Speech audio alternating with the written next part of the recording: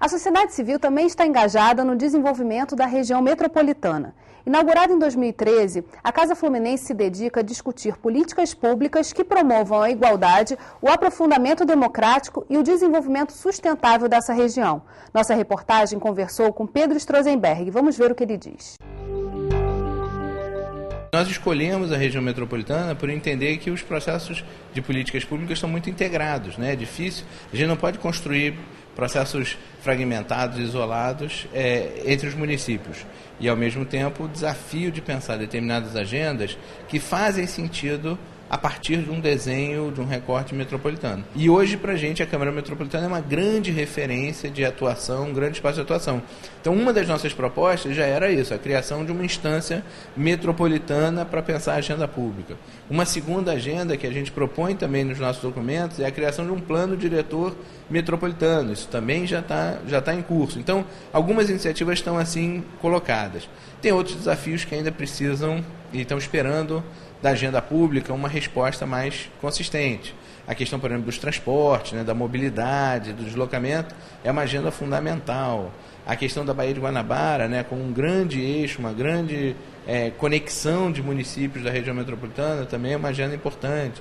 A questão da letalidade na Baixada, né, uma outra agenda que a gente considera como uma das mais importantes, prioritárias. Né, o processo de um redesenho da engenharia do desenvolvimento, quer dizer, que diminua, que crie polos, né, centros na região metropolitana, que evite que as pessoas se desloquem numa proporção insustentável dentro da política pública, né, e crie mais riquezas e mais desenvolvimento local. Então, são agendas que estão no nosso portfólio. A gente espera que esse debate metropolitano ganhe força, ganhe fôlego, ganhe prestígio dentro do governo e, sobretudo, na nossa parte, na sociedade civil. Falou-se ali de segurança pública, que também é um tema que está totalmente integrado, né? A segurança de impacta na segurança dos demais municípios. Como isso vai ser tratado dentro dessa governança? No projeto de lei que estamos concluindo e vamos consultar os prefeitos e depois enviar para apreciação da LERJ,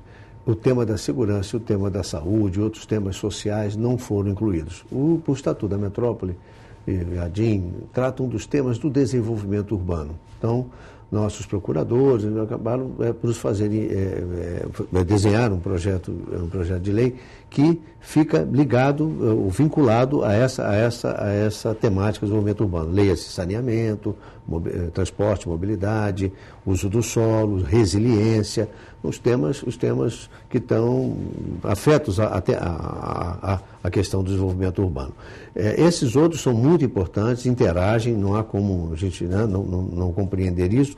Eu creio que, do ponto de vista do plano diretor que estamos contratando, ele não vai fazer parte. Mas eu não tenho dúvida que quando você reúne um conselho deliberativo com prefeitos e governador, reúne um conselho consultivo com representantes da sociedade, do poder legislativo, do setor empresarial, das ONGs, órgãos de classe, não tem dúvida que esses temas, pela presença deles na região, vão aparecer e vão exigir decisões, tomadas de iniciativas, ajustes em algumas políticas. Eles só não farão parte do plano diretor e do portfólio das ações da agência metropolitana que está sendo criada para tratar de desenvolvimento urbano metropolitano. O objetivo é esse. Agora, por que esse tema a questão metropolitana é tão difícil de tomar corpo, de ganhar voz? A gente falou do movimento da Casa Fluminense, quando o Fórum e a Casa Fluminense se reuniram, a gente conseguiu trocar uma série de experiências para que eles conhecessem também qual era a discussão que estava dentro do governo. Mas por que esse é um tema tão complicado? O tema é complicado porque nós vivemos num país que cada um olha para o seu umbigo e não para um todo mais amplo. Eu participo do Conselho do Plano Estratégico da cidade do Rio de Janeiro e tenho estado presente em todas as reuniões que sou convidado, a não ser na abertura, que lá teve presente o secretário Sérgio Rui Barbosa. Depois jamais eu vi o Estado presente. E o gestor da cidade do Rio de Janeiro é do mesmo partido do gestor do Estado. O gestor pretérito e o atual. Por que será? E o plano estratégico da cidade do Rio de Janeiro, de outro lado, não considerou a cidade dentro da metrópole. Por que será? Porque é mais fácil para o gestor olhar para o seu umbigo, para o seu território, e não olhar o território como um todo, né? Então, esse imediatismo, né, é que tem que ser alterado. A Constituição de 88 deu uma força muito grande às autonomias dos municípios e tirou do Estado, né, a autonomia de legislar, por exemplo, sobre o uso do solo, que passou a ser da Câmara dos Vereadores. Então você veja quantas coisas foram acontecendo que provocaram esse afastamento, né, de uma estratégia maior. Não sei se você sabe, mas na Constituição de 88 chegou a ser discutido se deveria ser incluso na Constituição a possibilidade de criação do Estado metropolitano. Quarto poder. Né? Mas que depois foi tirado da ordem, que também não sei nem se seria ideal. A questão ideal.